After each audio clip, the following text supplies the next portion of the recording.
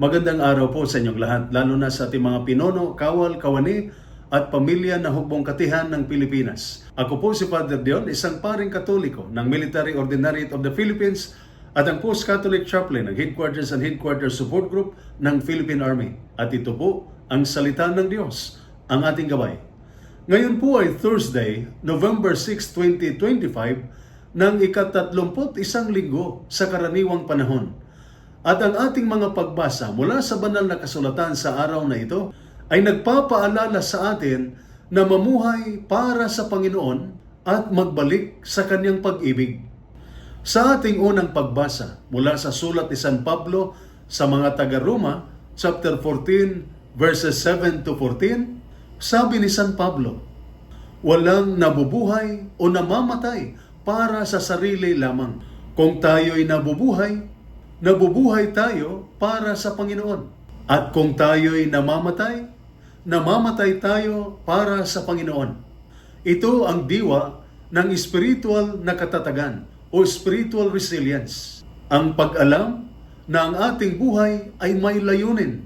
Kahit ang hirap, pagod, o sakripisyo ay nagiging makabuluhan kapag iniaalay sa Diyos.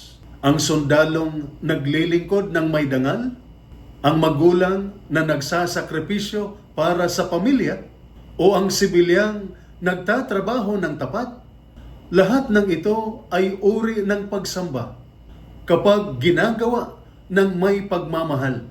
Kapag sinabi nating nabubuhay ako para sa Panginoon, ibig sabihin, bawat gawain ay alay sa Kanya.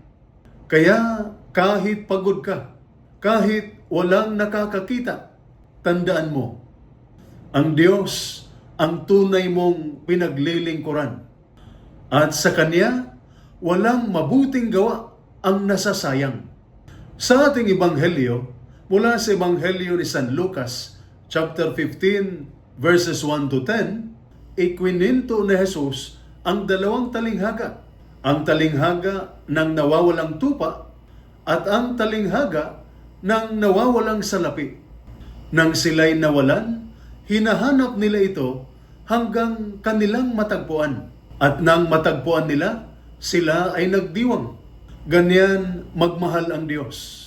Kapag tayo ay naliligaw ng landas, kapag tayo ay nanghihina o nagkakamali, hindi tayo pinababayaan ng Diyos. Hinahanap niya tayo, tinatawag, at inaakay pabalik.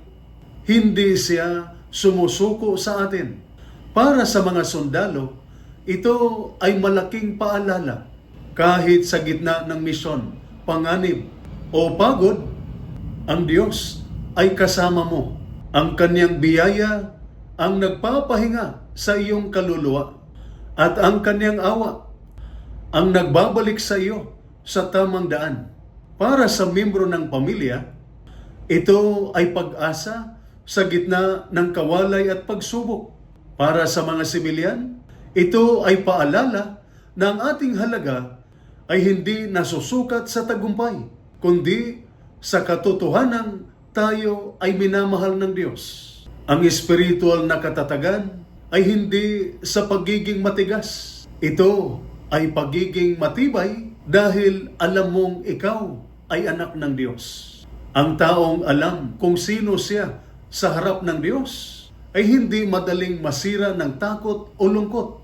Ang mundo ay sumusukat ng tagumpay sa medalya, ranggo o yaman.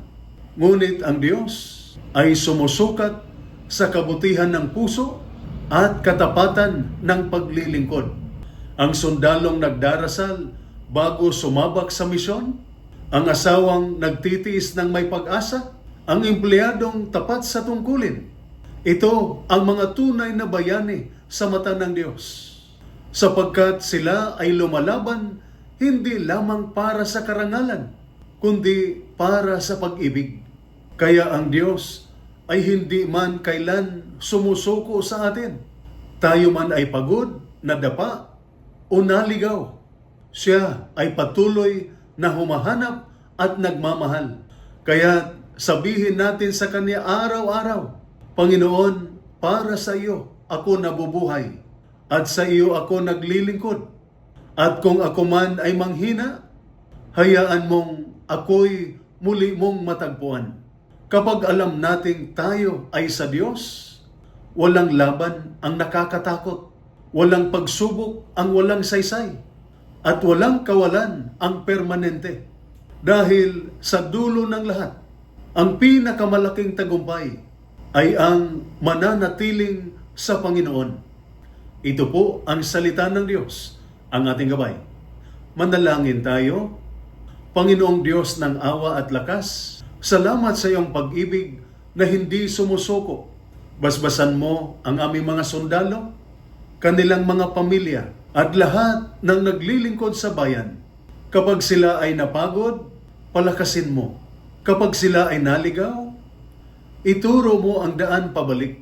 Turuan mo kaming mamuhay at maglingkod para sa iyo, upang sa bawat misyon at sakripisyo, madaman namin ang iyong kapayapaan at katatagan sa pamamagitan ni Kristo na aming Panginoon. Amen. At sumainyo at sa inyong pamilya ang pagpapala ng makapangyarihang Diyos, Ama, Anak, at Espiritu Santo. Amen. San Miguel Arcangel, ipagtanggol mo kami. Amen.